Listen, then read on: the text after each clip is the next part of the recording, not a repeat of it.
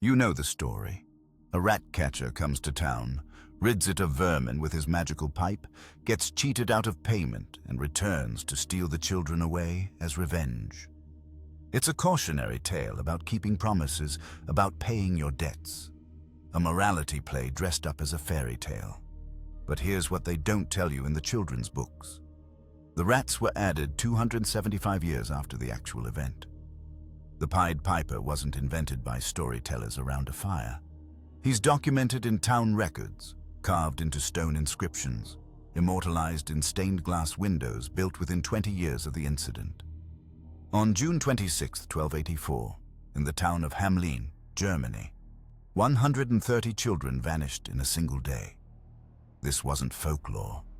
It was a catastrophe so devastating that the town stopped counting time the normal way and started measuring their years from the moment their children left. For over 7 centuries, Hameln has been haunted by a single question. What really happened to those children? And why did the people who survived need to turn it into a nursery rhyme? Unlike every other fairy tale you've ever heard, the Pied Piper story doesn't begin with once upon a time.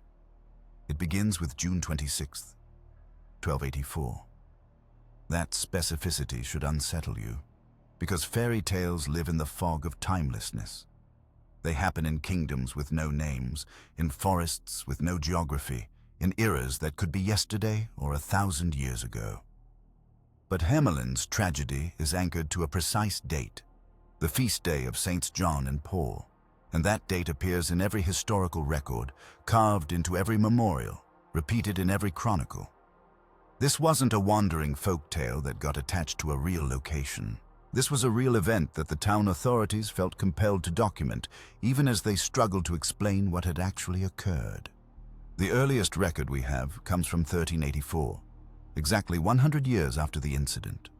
The town chronicle contains a stark, haunting entry. It is 100 years since our children left. Not since the piper came, not since the plague, just since our children left. That phrasing reveals everything.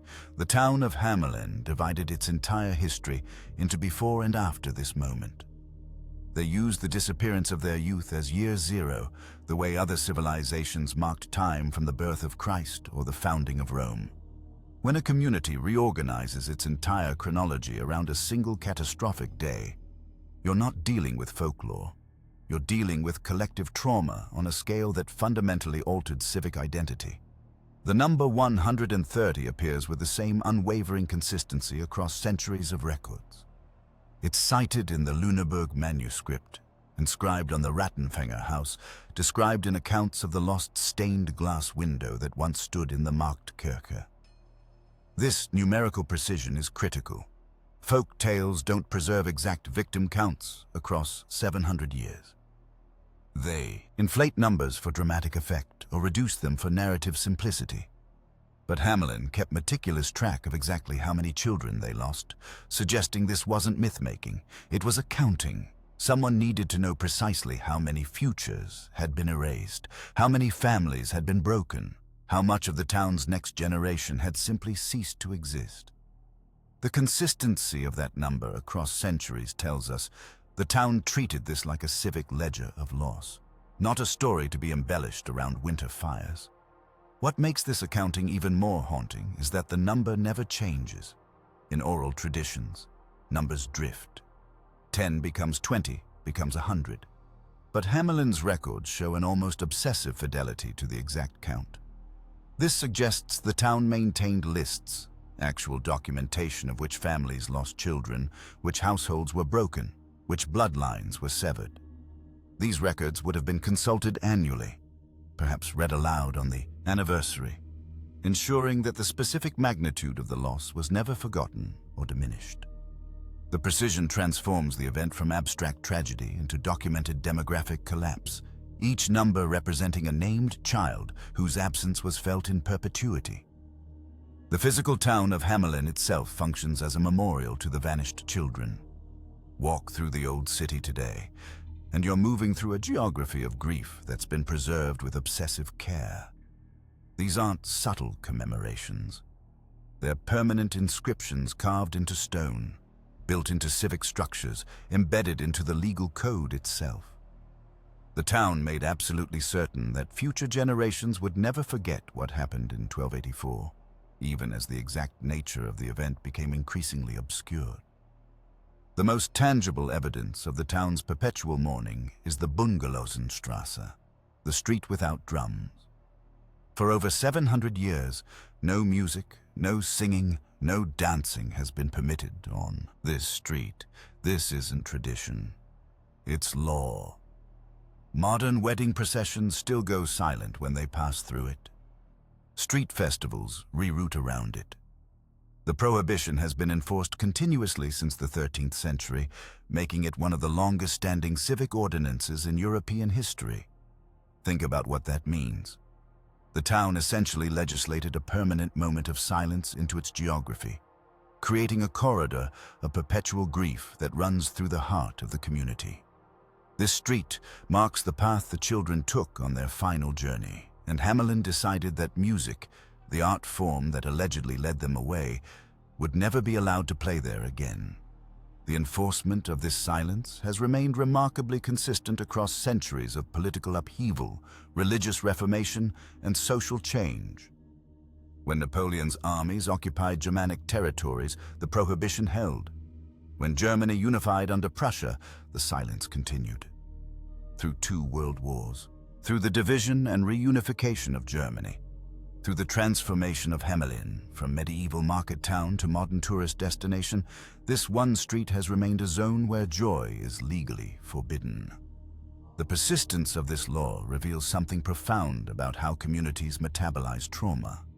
Hameln couldn't heal the wound, so instead it institutionalized the wound, turning grief into civic duty and making certain that every generation would inherit the same obligation to remember. The inscriptions scattered throughout the town reveal how the community struggled to preserve memory while simultaneously obscuring specifics. The Rattenfänger house, built in 1602 but referencing much older sources, states that 130 children were led to Calvary at the Koppen and lost. That geographical detail is critical. Calvary refers to Kalvarienberg, the town's execution site. The Koppen are the hills on the outskirts of town where gallows stood. The children weren't led to some magical mountain or enchanted cave. According to the town's own commemorative architecture, they were led toward the place where criminals were hanged and bodies were buried. This trajectory suggests we're not dealing with an abduction into fantasy, but a movement toward violence, death, or forced departure. The stained glass window in the Marktkirche, created within just 20 years of the event, depicted the piper and children dressed in white. White was the medieval color of mourning and death. The window stood for over 3 centuries before its destruction in 1660, serving as a constant visual reminder that the church itself, the spiritual center of the community, acknowledged this tragedy as fundamental to Hameln's identity. When that window was destroyed, the town eventually commissioned a replacement because the absence of the memorial felt more unbearable than its presence. Hameln couldn't move on. It could only memorialize. The positioning of this window in the Marktkirche is significant. The church wasn't a peripheral structure, but the social and spiritual nucleus of medieval Hameln. By placing the memorial window where every parishioner would see it during services, the town ensured that the loss remained central to their religious life. Every baptism, every wedding, every funeral was conducted under the gaze of those white-clad children frozen in glass. The tragedy wasn't relegated to history. It was integrated into worship, making the disappeared children as much a part of the community's spiritual identity as any saint. The language used in Hameln's historical inscriptions is far more disturbing than the sanitized fairy tale suggests. These aren't poetic descriptions. They're careful records written by town officials, church authorities, and civic leaders who were trying to document something they either couldn't fully explain or didn't want to. The Middle Low German terminology reveals a community grappling with an event that defied easy categorization. The most commonly used word is verledet, seduced or misled. Not kidnapped, not stolen. The children were led astray, implying they went willingly, following someone who promised them something. The second critical term is verloren, lost. Again, not murdered, not taken, but lost, as if the children wandered into a wilderness from which they never returned. This passive language is fascinating because it removes direct agency. The inscriptions don't say, "A man stole our children," or "Our children were killed." They say the children were seduced away and lost, which suggests the adults of Hameln either didn't know exactly what happened or were deliberately obscuring their own complicity. The distinction between these terms and more violent language is crucial.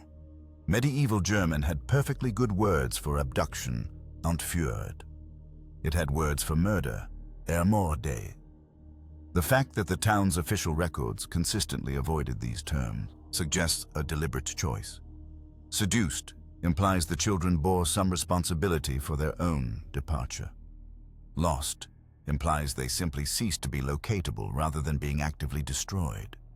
This linguistic evasion points toward a community unwilling or unable to assign clear blame, perhaps because doing so would implicate people still living in Hameln, perhaps because the truth was too complex for simple categorization.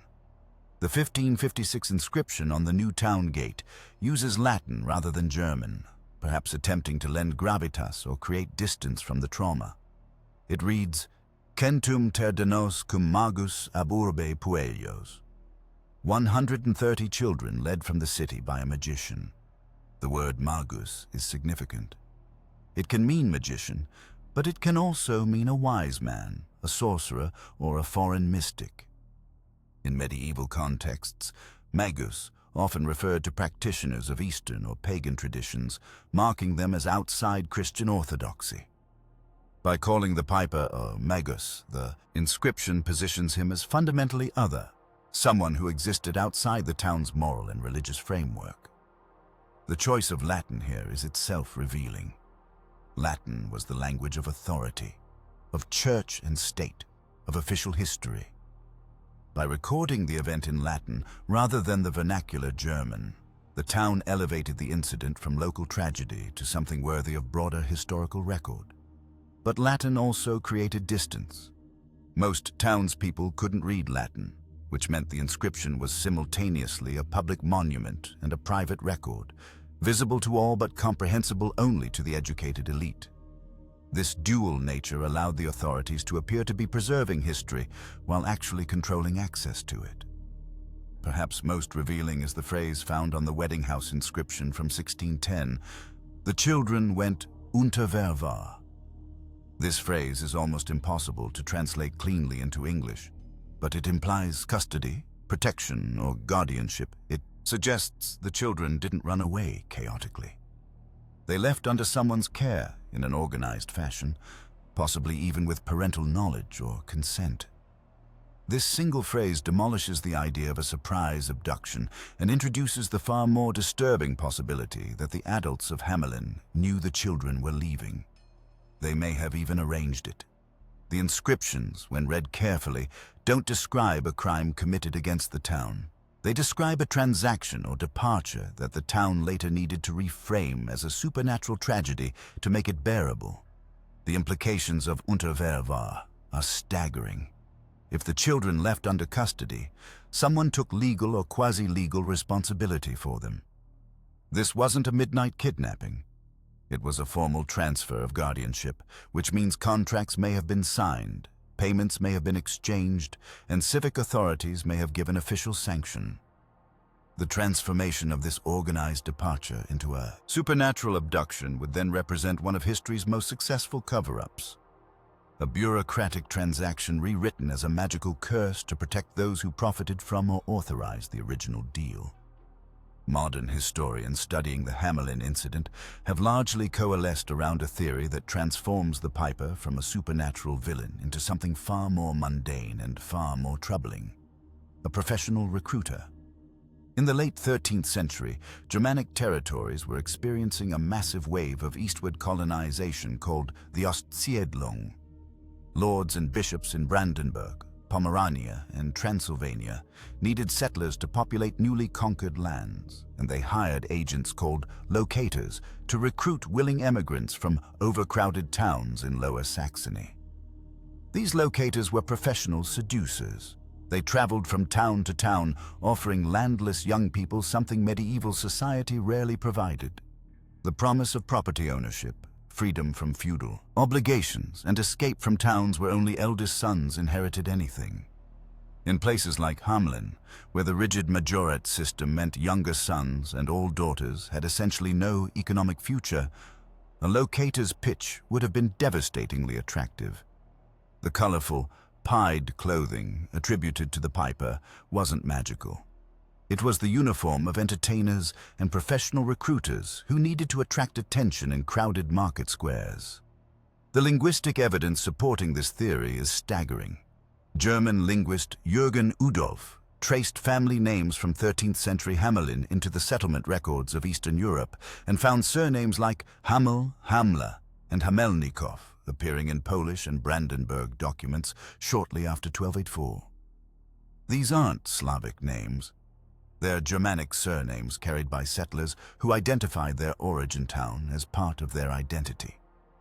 Udolph even identified a geographic trail, a nearly straight line of villages named Spiegelberg and Hindenburg running from Westphalia toward Pomerania, marking the likely route the emigrants followed.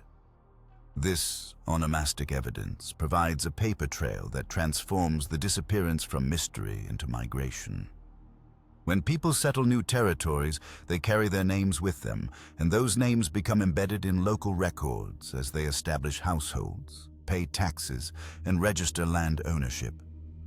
The sudden appearance of Hamelin-derived surnames in Eastern territories in the decades following 1284 suggests that the lost children weren't lost at all. They were simply living several hundred kilometers away, too far for their families to visit and too busy building new lives to return.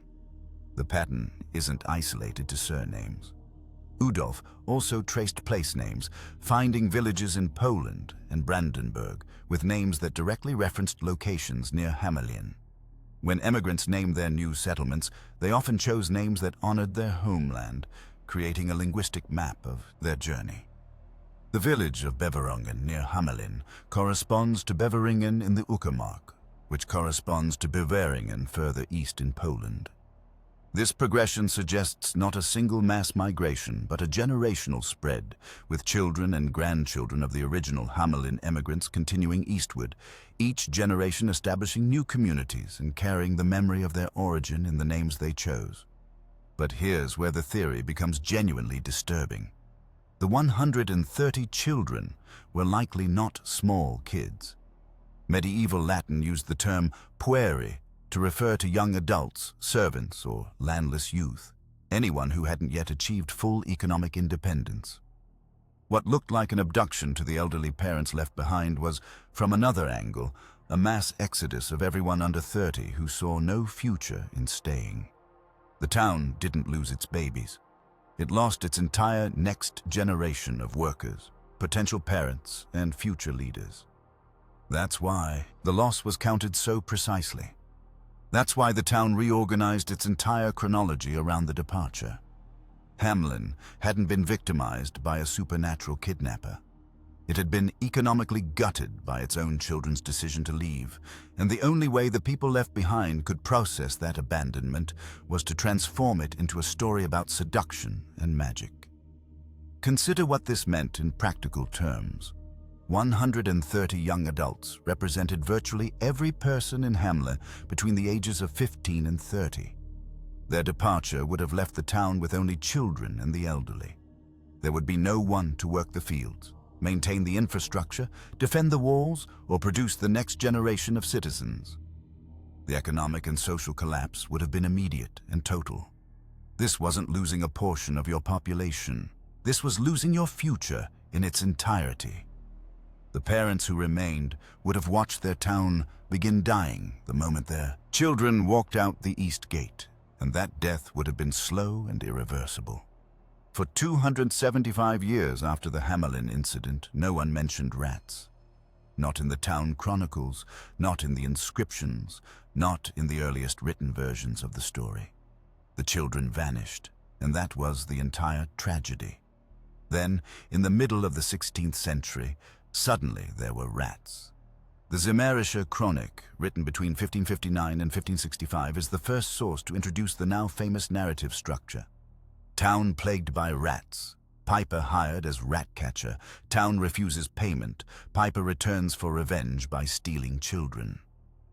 This edition fundamentally transformed the story's meaning, and understanding why it happened reveals how communities use folklore to manage guilt. The 16th century was a time of recurring plague outbreaks across Europe.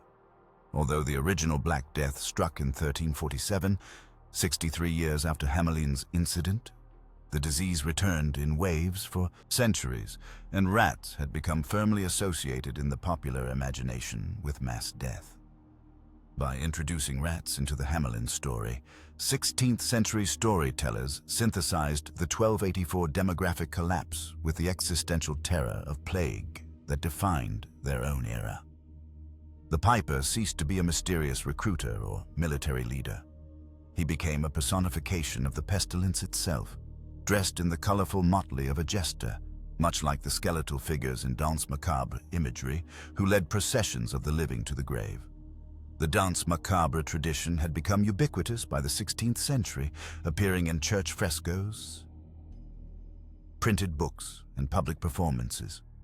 These allegories typically featured death as a skeletal figure in colorful, party-colored clothing, the same pied appearance attributed to Hameln's mysterious figure. Death in these representations didn't discriminate.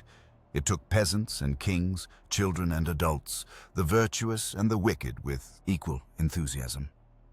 By reimagining the Piper as a rat catcher who transforms into an avenger, the story merged with this widespread visual and conceptual vocabulary, making the Hameln incident legible to a European audience traumatized by repeated plague cycles. But the addition of the rats served another crucial psychological function. It introduced a clear moral framework. In the original versions, the children simply left.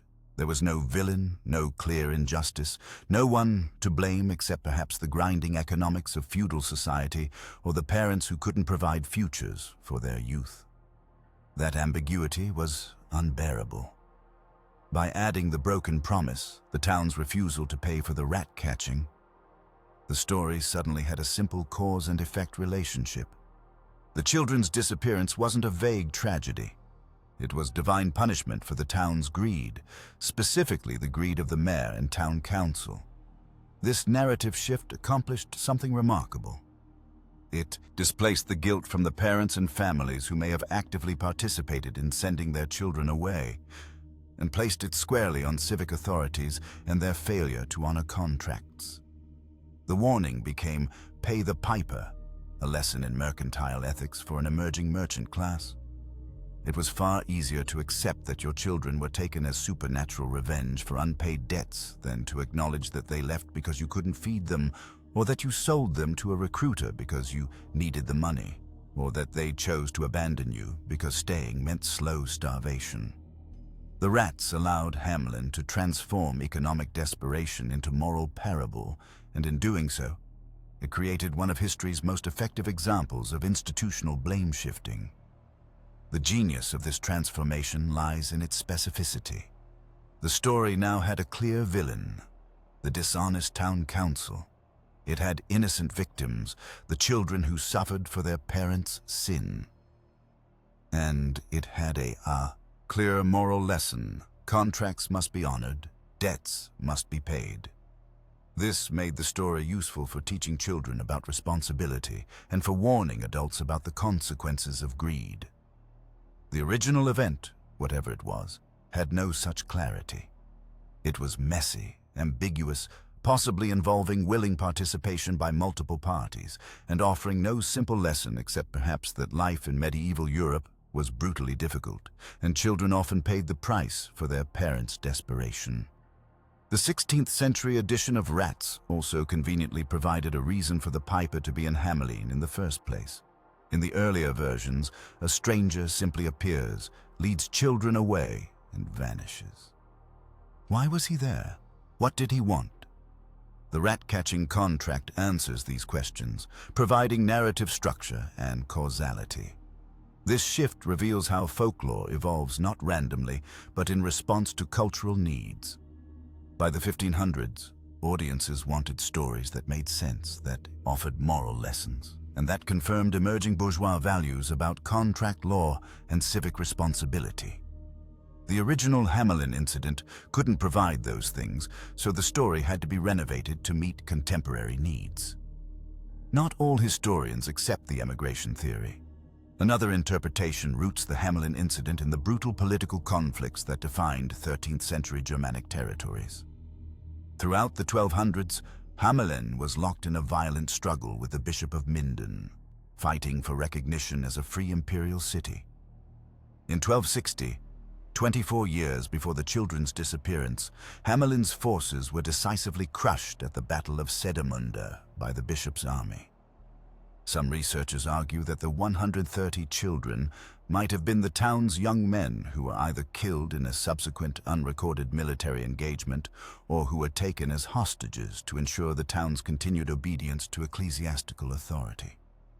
This theory gains credibility when you examine the geographical details preserved in the earliest accounts. The Lüneburg manuscript specifically states the piper led the children through the east gate, the direction of the battlefield. If the town's youth had been conscripted for a doomed military venture, or if they had joined a failed rebellion against the bishop's authority, the civic leaders would have had powerful reasons to obscure the truth. Admitting that the town council had led their children into a military disaster would have destroyed what little political authority they retained. Transforming the loss into a supernatural event removed culpability and allowed the officials to position themselves as victims rather than perpetrators. Medieval warfare was brutal and often targeted the next generation specifically. Victorious forces would sometimes demand young men as hostages to guarantee a defeated town's compliance, or they would conscript them into service as cannon fodder for future campaigns. If Hameln had been forced to surrender 130 young men to the Bishop of Minden as human collateral following a failed rebellion, the town would have faced complete emasculation, not just the loss of their youth, but the loss of their military capacity and their ability to resist future demands. Recording this surrender as a mysterious disappearance would preserve civic dignity while acknowledging the demographic catastrophe. The terminology used in some inscriptions supports this reading. When the children are described as going to Calvary, we're not just talking about a hill or a generic place of death. Calvary was where criminals and rebels were executed. If Hameln's youth had participated in an armed uprising against the bishop's forces and were subsequently massacred or executed as traitors, the town would have faced an impossible moral dilemma. They couldn't openly memorialize rebels without inviting further punishment from the bishopric. They couldn't admit their children had been executed as criminals without destroying their family's honor. The only solution was to preserve the memory in deliberately vague terms, to record the loss without recording the cause. What makes this hypothesis particularly chilling is the conspiracy of silence that multiple scholars have noted in Hameln's records. The town preserved obsessive detail about when the children left and how many were lost, but virtually no information about who the piper actually was or what specifically happened. This pattern, meticulous documentation of the loss combined with total silence about the cause, is consistent with institutional cover-ups. If the town's leaders had sent the youth to their deaths through incompetence or political calculation, they would document the tragedy to maintain their authority as grieving leaders, while systematically erasing any evidence that might reveal their role in the disaster. The Pied Piper, in this interpretation, isn't a person at all. He's a narrative device designed to replace the identities of the actual people responsible for the children's deaths. Consider also the timing. The Battle of Sedemünde in 1260 was a humiliating defeat for Hameln, and 24 years is roughly one generation, exactly the amount of time it would take for the sons of those defeated soldiers to reach military age. If the Bishop of Minden demanded these young men as a delayed form of tribute, or if Hameln's leaders tried to redeem their earlier defeat by launching another rebellion in 1284, the catastrophic loss of the town's youth would represent the final death blow to Hameln's dreams of independence. The town that emerged after June 26, 1284, would be permanently subjugated, forever marked by its inability to protect its own children. There's another explanation for Hameln's children walking away in an organized procession, and it's medical rather than political. The description of the children, following the piper in a trance-like state, dancing or hopping behind him, closely matches documented cases of choreomania, mass psychogenic illness that swept through medieval Europe in sporadic outbreaks. In 1237, just 47 years before Hameln's incident, about 100 children in Erfurt reportedly danced their way out of the city, traveled over 12 miles to Arnstadt, and then collapsed from exhaustion. Many died. Survivors suffered chronic tremors for the rest of their lives. These episodes were characterized by involuntary movement, compulsive singing, and apparent hallucinations. The biological mechanism behind choreomania might have been ergotism, poisoning caused by ergot fungus that grows on rye and other grains in damp conditions. Ergot contains compounds chemically related to LSD, and when consumed in bread made from infected grain, it causes hallucinations, convulsions, and a burning sensation in the extremities called St. Anthony's fire. In severe cases, it causes gangrene and death. If Hameln's grain supply had been contaminated with ergot in the summer of 1284, the town's children, who would have eaten more bread proportionally than adults, might have experienced mass hallucinations and uncontrollable physical compulsions.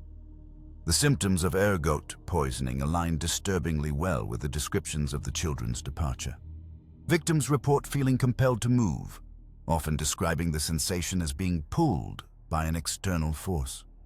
They experience auditory hallucinations, frequently perceiving music or rhythmic sounds that aren't present. Their movements become jerky and uncontrolled, resembling dancing. And in the later stages of acute poisoning, they often move toward water or open spaces, as if instinctively seeking relief from the burning sensation in their limbs. If Hameln's children had consumed ergot-contaminated bread, their collective march out of town toward the hills would have been a horrifying medical emergency, not a supernatural abduction. The musical element fits disturbingly well with this medical explanation. In multiple documented cases of choreomania, musicians were hired to play for the afflicted, based on the medieval belief that more dancing would purge the illness from the body. The piper, in this scenario, wasn't leading the children away. He was hired by the town authorities to treat what they perceived as a medical emergency, and his music inadvertently intensified the convulsions until the children danced themselves to death. The movement toward Calvary at the Koppen would then represent the children's final procession to the execution hill, where they collapsed and died, and where they were buried in an unmarked mass grave. If this is what happened, the transformation of the story into a supernatural abduction makes perfect psychological sense. Admitting that you fed your children poisoned bread, that you then forced them to dance until they died, and that you buried their bodies in a common grave at the gallows site would be unspeakable. The only way to preserve the memory of the loss while protecting the community from the horror of its own actions would be to externalize blame onto a mysterious stranger who led them away.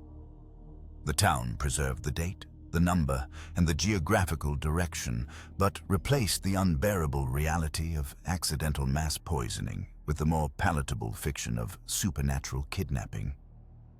The ergotism theory also explains certain details that other hypotheses struggle with.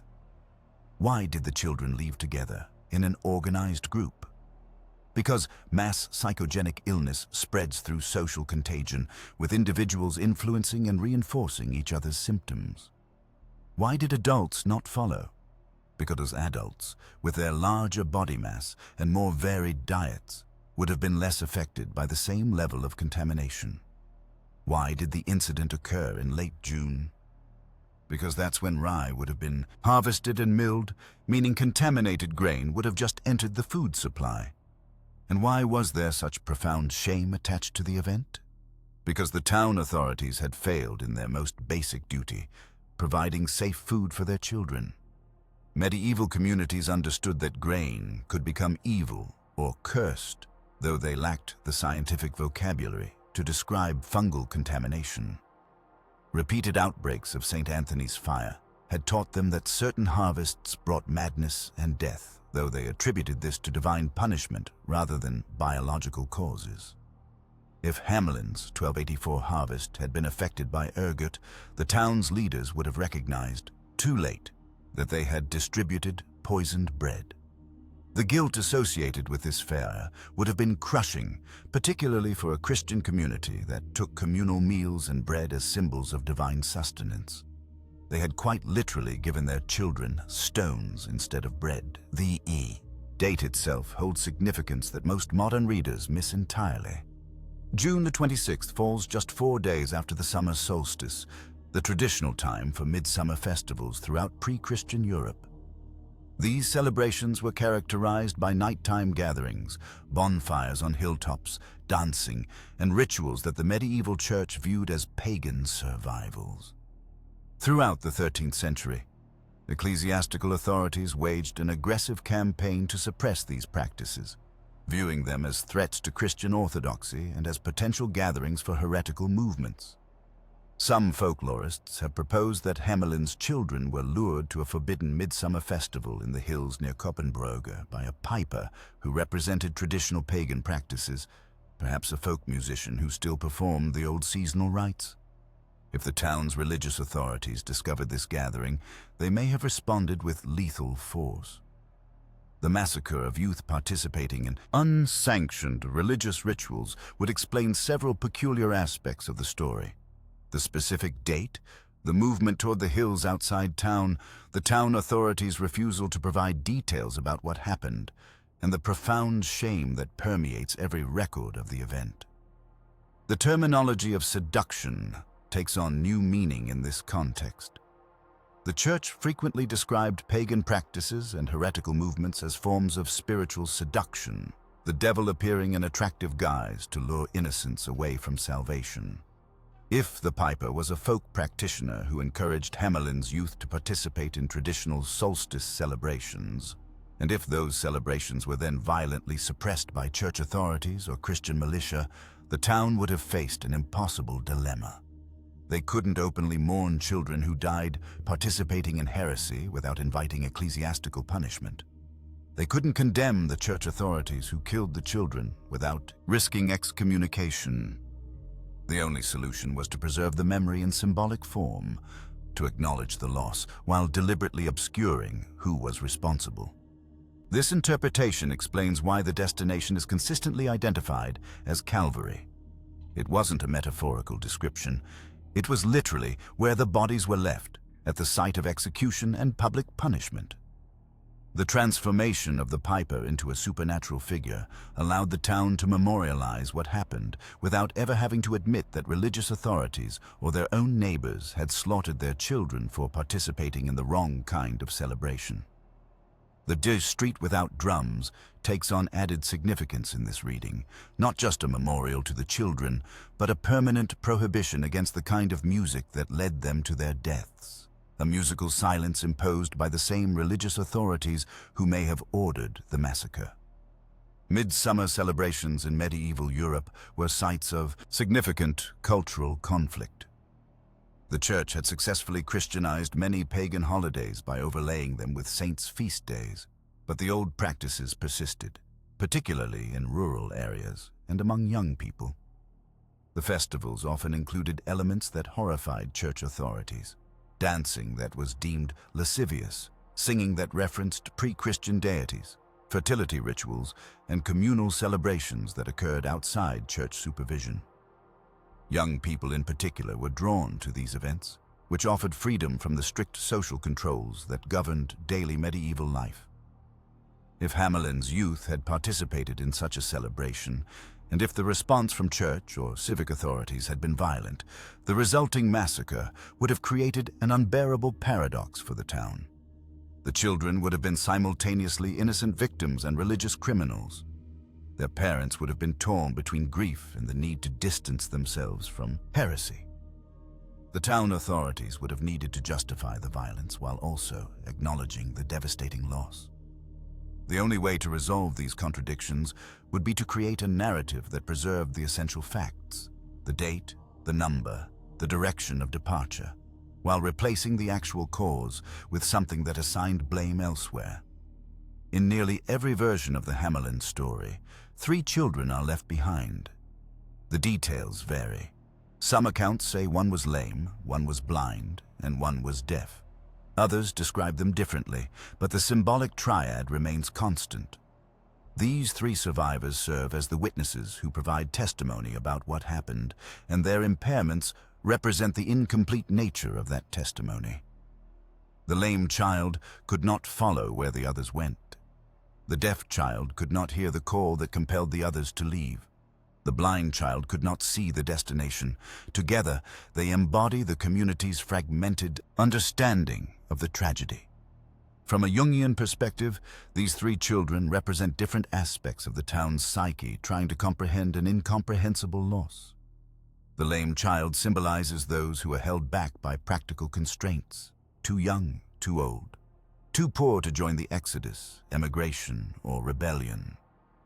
The deaf child represents willful ignorance, those who chose not to hear the economic desperation, the political anger, or the spiritual hunger that drove the others away.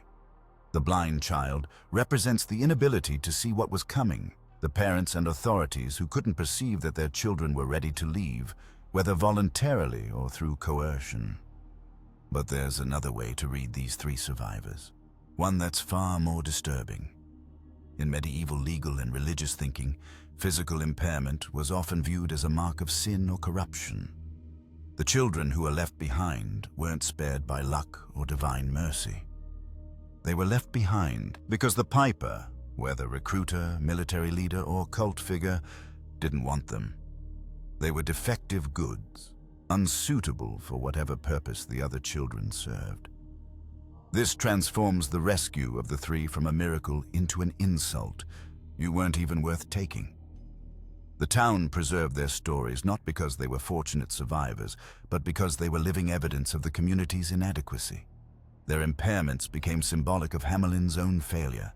The town was lame, unable to follow the rapid economic changes of the era, deaf to the needs and desires of its youth, blind to the political and social forces that were tearing it apart.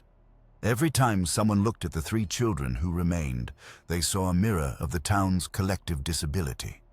That's why the story needed the supernatural element. Acknowledging that your children left because they had no future with you is unbearable. Acknowledging that the ones who stayed only did so because they weren't wanted anywhere else is even worse.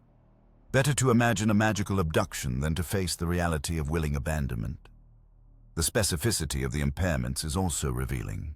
Each disability affects a different sense: sight, hearing, mobility. Together, they represent a complete inability to perceive and respond to the world. The message encoded in these 3 survivors is that Hameln itself had become unable to perceive reality, unable to hear warnings, unable to move with the times. The children who left were the ones still capable of responding to the world around them. The children who remained were those already marked by the town's decay. In some versions, the 3 children who remain are described as following the others to the edge of town before turning back. They witness the beginning of the departure, but cannot continue. This detail suggests they understood what was happening. They heard the piper's call, saw where the others were going, but were physically incapable of completing the journey. If the Ostsiedlung theory is correct, this would mean they wanted to emigrate but couldn't, perhaps because their disabilities would have made them liabilities during the dangerous journey east, or because no locator would accept responsibility for transporting them. They would have watched their siblings, friends, and neighbors walk away toward new lives while knowing they were condemned to remain in a dying town. The The psychological impact on these 3 survivors would have been devastating. They would have spent the rest of their lives as living reminders of the town's loss, but also as evidence of those left behind, the unwanted, the inadequate, the rejected. Every interaction would have carried the weight of that rejection. The community might have viewed them with a mixture of pity and resentment. Grateful they remained, but bitter that the ones who stayed were only those no one else wanted. This dynamic would have reinforced the trauma, ensuring that the wound could never heal as long as these witnesses remained alive.